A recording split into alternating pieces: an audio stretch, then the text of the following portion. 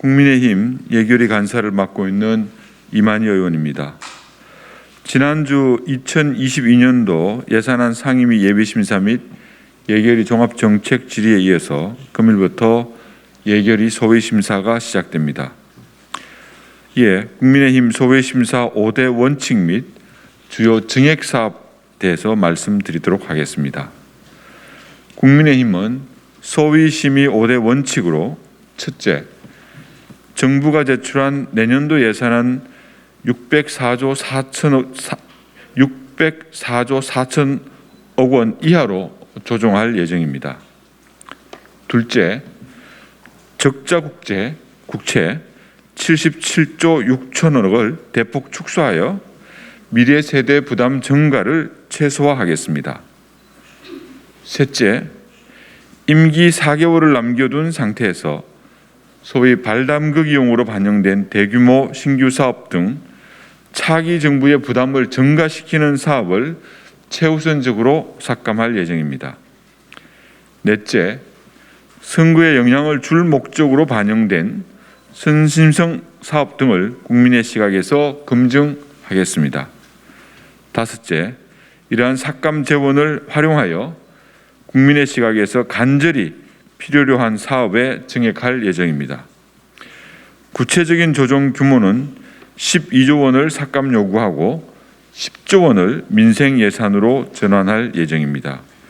이를 위해 국민의힘은 국민과의 동행 사업을 발굴하였으며 10대 주요 증액 사업은 다음과 같습니다.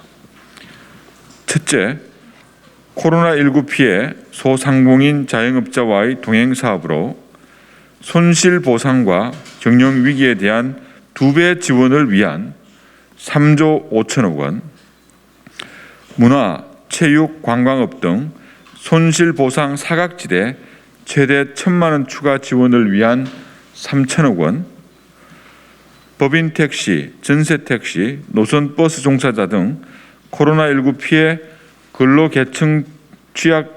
취약 계층에 1인당 80만 원을 추가 지원하기 위한 1,376억 원 등이고, 둘째, 미래 세대와의 동행 사업으로 아동수당 지원 대상을 내년도 만 8세에서 만 10세 미만으로 확대하기 위한 8천억 원, 0세에서 2세 및 장애아 보육료 10% 인상을 위한 2,126억 원, 교사 겸직 원장과 보육교사, 특수교사 및 치료사 처우 개선비 305억 원 등이며, 셋째, 농민 등 취약계층과의 동행사업으로 취약계층 우리 농산물 구입과 초등학생 과일 간식 지원을 위한 374억 원, 장애인 수당 2배 인상을 위한 1,405억 원, 일본군 위안부 피해자 간병비 단가를 50% 인상을 위한 금액 등입니다. 넷째, 국가에 헌신하신 분들과의 동행사업으로 참전, 무공, 공로수당 10만 원 인상을 위한 1,865억 원, 코로나 방역에 피땀을 흘리고 계시는 의료진, 검사 인력 등을 위한 특별수당 606억 원 등이며, 마지막으로 재외 국민과의 동행사업으로 동남아, 아프리카, 중남미 등 저개발도상국에 계시는 재외 국민 코로나19 백신 접종을 위한 250억 원, 최악의 한일 관계 속에서 어려움을 겪고 있는 제1민단 지원 확대를 위한 25억 원 등입니다. 또한 전 국민 재난지원금, 일상회복지원금 등으로 포장된 소위 이재명 후보 선거지원금은 국민의 70%가 반대하고 있습니다.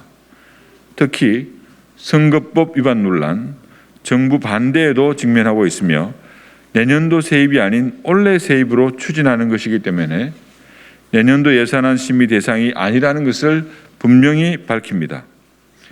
국민의힘은 어려움이 있는 곳에 국민 세금이 충분히 지원되어야 한다는 원칙하에 국민의 고통을 조금이나마 덜어드릴 수 있도록 최선의 노력을 다하겠습니다. 이상입니다.